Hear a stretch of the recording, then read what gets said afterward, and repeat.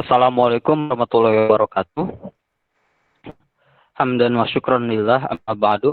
Pertama-tama marilah kita panjatkan puja dan puji syukur kehadirat Allah Subhanahu wa taala yang mana atas nikmat dan karunia-Nya kita bisa berkumpul dalam presentasi virtual mengenai mata kuliah ilmu tauhid. Kenalkan dari kelompok 5 akan membahas tentang tugas Rasul dalam mentauhidkan Allah Subhanahu wa taala. Belum menjelaskan materi tersebut, kami dari kelompok 5 terdiri dari Ahmad Syafabila, Cecep Taufik Gajari, dan Habib Fadilah.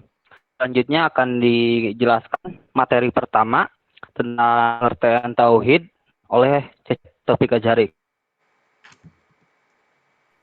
Kepadanya persilahkan. Tauhid dalam Kamus Bahasa Indonesia, kata tauhid merupakan kata benda yang berarti keesaan Allah. Kuat kepercayaan bahwa Allah hanya satu. Secara etimologis, tauhid berarti keesaan. Maksudnya, keyakinan bahwa Allah Subhanahu wa taala adalah esa, tunggal satu. Pengertian ini sejalan dengan pengertian tauhid yang digunakan dalam bahasa Indonesia, yaitu keesaan Allah. Mentauhidkan berarti mengakui akan keesaan Allah, mengesahkan Allah. Jubaran Mas'ud menulis bahwa tauhid bermakna beriman kepada Allah, Tuhan yang esa. Juga sering disamakan dengan tiada Tuhan selain Allah. Fuad Iprami Al-Bustani juga menulis hal yang sama. Menurutnya, tauhid adalah keyakinan bahwa Allah itu bersifat esa. Jadi tauhid berasal dari kata wahada yuwahidu tauhidan, yang berarti mengesahkan Allah. Dalam surat Al-Imran ayat 18, Allah Ta'ala berfirman, yang artinya, Allah bersaksi bahwa tidak ada ilah sesembahan yang benar selain Dia, dan bersaksi pula para malaikat serta orang-orang yang berilmu demi tegaknya keadilan. Tiada ilah yang benar selain Dia, yang maha perkasa lagi maha bijaksana.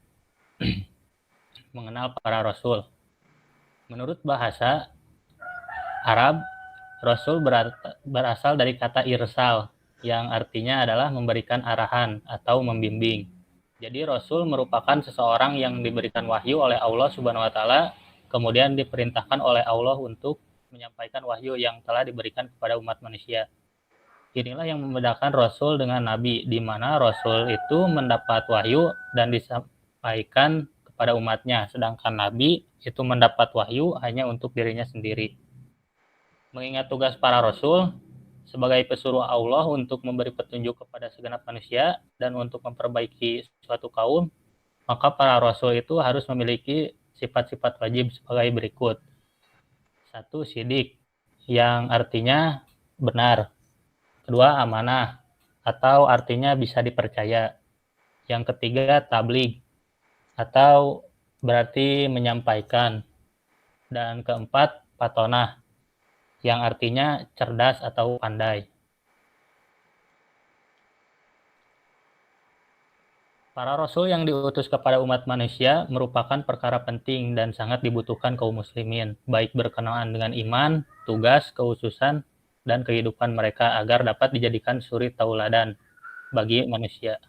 Ada beberapa tugas rasul diantaranya yaitu mengajarkan akidah tauhid yang menanamkan keyakinan kepada umat, lalu mengajarkan kepada umat manusia bagaimana cara menyembah atau beribadah kepada Allah Subhanahu wa taala, dan yang ketiga menjelaskan hukum-hukum dan batasan bagi manusia, bagi umatnya. Mana hal-hal yang dilarang dan mana yang harus dikerjakan menurut perintah Allah Subhanahu wa taala.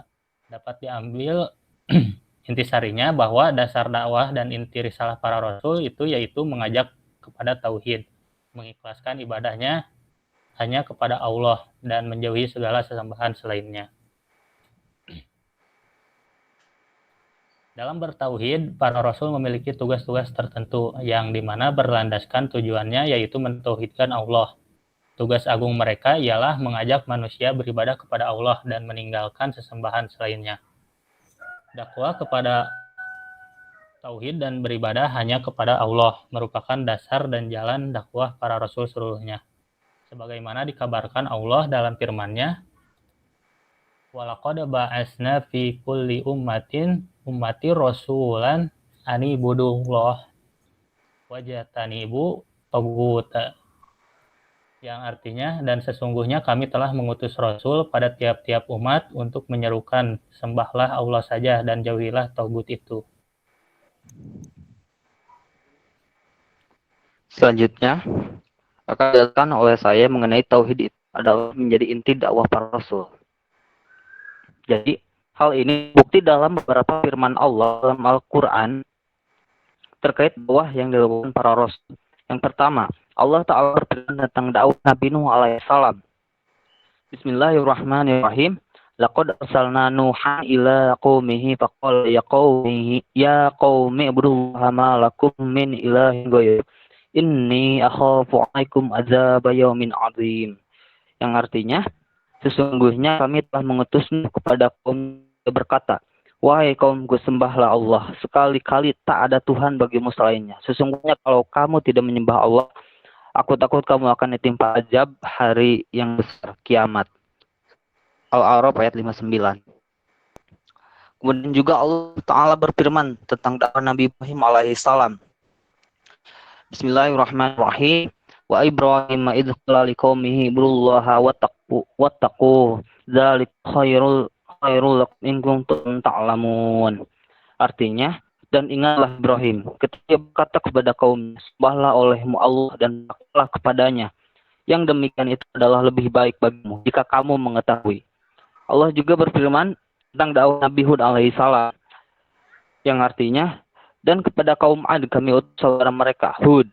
Ia berkata, hai ku sembahlah Allah, sekali-kali tidak ada bagimu Tuhan selain Dia. Kamu hanyalah mengandalkan saja.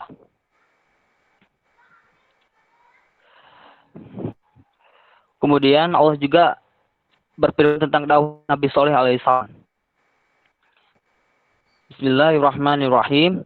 Wa ila sada akhahum salihah qala ya qaumi ibudullaha ma lakum min ilahin ghairuh qad ja'atkum bayyinatun min rabbikum hadhihi naqatullahi lakum ayatan fadharuha ta'kul fi dillahi wa la tamsuha bisu'in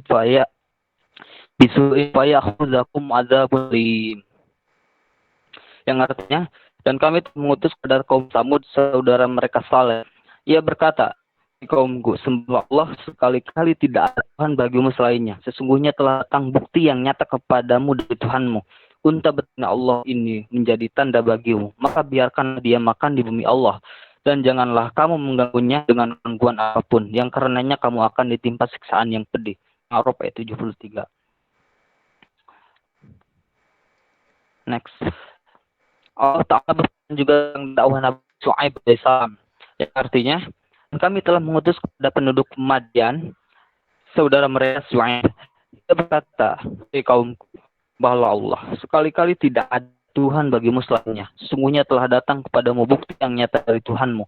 Maka sempurnakanlah takaran dan timbangan. Janganlah kamu kurangkan bagi manusia barang-barang takaran dan timbangannya. Dan janganlah kamu membuat kerusakan di muka bumi sesudah Tuhan memperbaikinya. Yang demikian itu lebih baik bagimu jika betul-betul kamu orang yang beriman. Dapat dilihat beberapa firman Allah tadi tentang dakwah para rasul itu adalah tentang mentauhidkan Allah. Selanjutnya akan dijelaskan oleh lebih lanjut oleh Hafidz Fadilah, padanya silakan.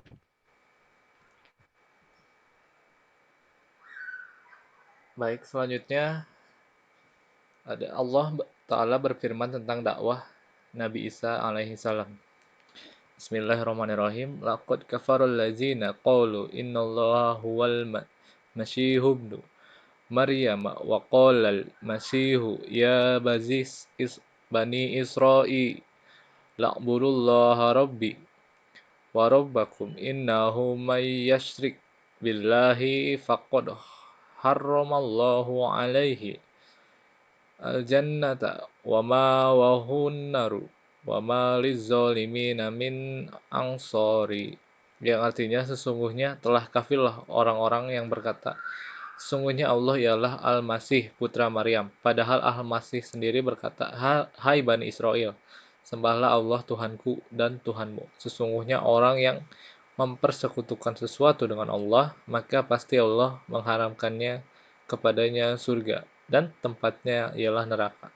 Tidaklah ada bagi orang-orang zalim itu seorang penolong pun. Quran Surat Al-Maidah ayat 72. Lalu Allah berfirman tentang dakwah Nabi Yakub alaihissalam. Bismillahirrahmanirrahim. Am kuntum syuhada iz hadara Yaquba mautu iz qala libanihi ma ta'buduna min ba'di qalu na'budu ilahaka wa ilaha abaika Ibrahim wa Ismaila wa Ishaqa ilaha wahidan wa nahnu lahu muslimun, yang artinya adakah kamu hadir ketika Yakub kedatangan tanda-tanda maut, ketika ia berkata kepada anak-anaknya, apa yang kamu sembah sepeninggalku? Mereka menjawab, kami akan menyembah Tuhanmu dan Tuhan nenek moyangmu, Ibrahim, Ismail, dan Ishak, yaitu Tuhan yang Maha Esa, dan kami hanya tunduk patuh kepadanya. Quran Surat Al-Baqarah ayat 133. Selanjutnya Allah berfirman tentang dakwah Nabi Yusuf, yang artinya, kamu tidak menyembah yang selain Allah, kecuali hanya menyembah nama-nama yang kamu dan nenek moyangmu membuat-buatnya. Allah tidak menurunkan suatu keterangan pun tentang nama-nama itu. Keputusan itu hanyalah kepunyaan Allah.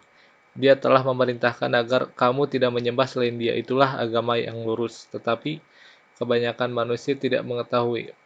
Quran Surat Yusuf ayat 40. Yang terakhir, Allah Ta'ala berfirman tentang dakwah Nabi Muhammad SAW, yaitu pada surat Al-Kafirun. Bismillahirrahmanirrahim. Qul ya ayyuhal kafirun la a'budu ma ta'budun wa la antum 'abiduna ma a'bud wa la ana 'abidum ma 'abadtum wa la antum 'abiduna ma a'bud lakum dinukum waliyadin. Artinya, katakanlah hai orang-orang kafir, aku tidak akan menyembah apa yang kamu sembah, dan kamu bukan penyembah Tuhan yang aku sembah, dan aku tidak pernah menjadi penyembah apa yang kamu sembah, dan kamu tidak pernah pula menjadi penyembah Tuhan yang aku sembah. Untukmu agamamu dan untukku agamaku. Rasulullah Muhammad SAW juga menjelaskan tentang tugas utama beliau diutus di muka bumi ini dalam sabdanya yang mulia. Arsalalazi bisilati arhami wa kasri ausyani wa an yuwa hadallahu la yusraku bihi syai'u, yang artinya aku diutus untuk menyambung tali persaudaraan, menghancurkan berhala, dan agar mentauhidkan Allah serta tidak menyekutukannya dengan sesuatu apapun. Hadis riwayat Muslim. Jadi sekian, mungkin hanya sekian gitu tugas-tugas Rasul yang dijelaskan oleh Allah dalam Al-Quran, di mana inti dari dakwah, yaitu inti dari tugas-tugas Rasul, yaitu hanya untuk mentauhidkan Allah, yaitu menyembah hanya kepada Allah Ta'ala dan tidak menyekutukannya. Lalu selanjutnya ada hakikat tauhid dalam dakwah. Berdakwah tanpa dakwah tauhid sama saja tidak berdakwah. Bahkan berdakwah tanpa dakwah tauhid tidak adanya lebih baik daripada adanya. Karena ini memperdaya manusia, orang-orang mengira dakwah demikianlah yang benar. Tidak ada rasul yang tidak memulai dakwahnya dengan tauhid. Silakan Anda perhatikan dakwah para rasul dari yang terdahulu hingga yang terakhir, yaitu Rasulullah SAW. Mereka demikian mendakwahkan tauhid. Maka barang siapa yang mengaku sebagai pengikut Rasulullah SAW dan mencintai beliau serta meneladani beliau, maka hendaknya ia menjadikan dakwah tauhid sebagai prioritas utama sebagaimana beliau SAW melakukan serta para nabi rasul sebelum beliau. Allah Ta'ala berfirman, sesungguhnya telah ada pada diri Rasulullah itu suri tauladan yang baik bagimu, yaitu bagi orang-orang yang mengharap rahmat Allah dan kedatangan hari kiamat, dan dia banyak menyebut Allah. Quran Surat Al-Ahzab ayat 21. Kesimpulan yang kita ambil di materi kali ini yaitu dakwah para rasul adalah dakwah tauhid, bertitik tolak Dari tauhid inilah mereka membangun manusia menjadi umat yang memurnikan ibadah hanya kepada Allah Azza wa Jalla, sehingga mereka mendapatkan hidayah, keamanan di dunia dan di akhirat. Sebagaimana akhir kesudahan yang baik bagi mereka telah dijelaskan dalam Al-Quran dan diukir dalam sejarah yang tidak bisa dipungkiri oleh siapapun.